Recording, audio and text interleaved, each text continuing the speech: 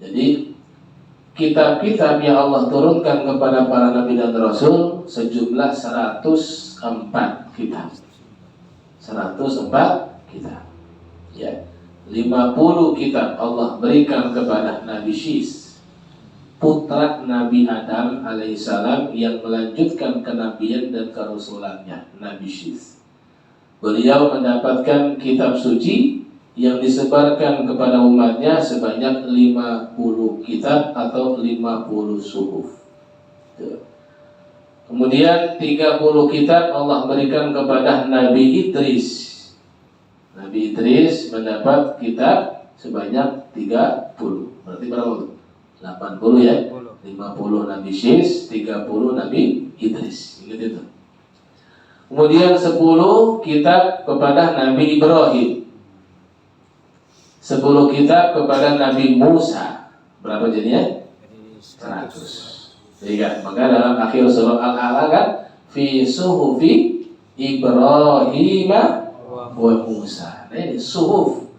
Ya, suhuf berarti kitab-kitab suci. Allah turunkan kepada fi suhufi Ibrahim.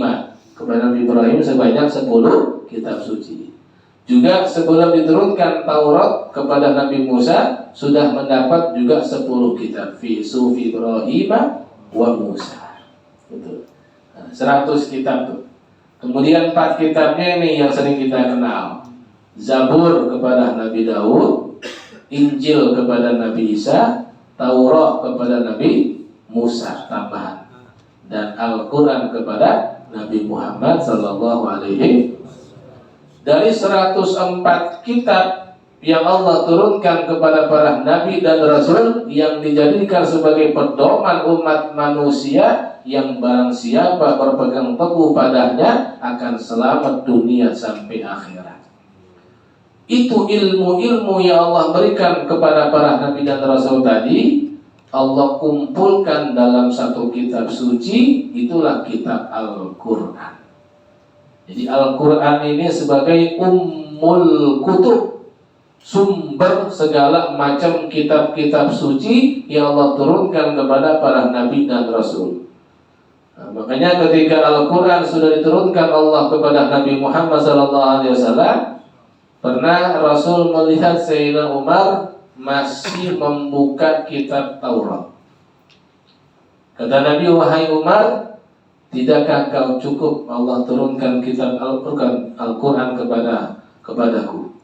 Ya, jadi artinya sudah enggak butuh lagi daripada kitab Taurat, karena semua yang ada dalam kitab terdahulu sudah ada dalam kitab Al-Quran. Kemudian di Al-Quran tersebut karena kumpulan ilmu, kumpulan syariat, kumpulan hukum-hukum Allah, Allah kumpulkan lagi, Allah saring lagi menjadi satu surah, itu Al-Fatihah. Jadi Al-Fatihah ini memiliki 4 kandungan yang semuanya berdasarkan daripada ilmu yang ada di Al-Quran. Nah, ini dijelaskan dalam kitab Tafsir Munir karya Imam Syekh Muhammad bin Umar An-Nawawi. Nah, dalam tafsir beliau mengatakan bahwa Fatihah ini mengandung 4 unsur daripada ilmu agama. Kalau kita bilang ada ilmu usul, ilmu dasar ketuhanan. Ada daripada ilmu furu', itu cabangnya ilmu, diantaranya al-ibadat wal muamalat. Dalam Fatihah itu ada tuh ilmu usul dalam kalimat alhamdulillahirabbil alamin arrahmanir rahim. Kemudian ilmu furu' dalam kalimat iyyaka na'budu, itu ilmu furu', iyyaka na'budu doang ya. Kemudian yang ketiga ilmu tahsilil kamalat, yaitu ilmu yang menyebabkan kesempurnaan seseorang dengan kalimat iyyaka nasta'in ya. Yang keempat ilmu qisas atau ilmu qasas wa akhbar al-ummah as-sabiqah ya, yaitu kisah-kisah umat-umat terdahulu dalam kalimat siratal ladzina an'amta 'alaihim ghairil maghdubi 'alaihim waladdallin. Nah, itulah Fatihah, ada 4 unsur. Semuanya rangkuman daripada isi kandung Al-Quran. Dari Fatihah Allah saring lagi ilmunya dalam ayat yang pertama, itu kalimat Bismillahirrahmanirrahim. Nah, jadi itu Bismillah.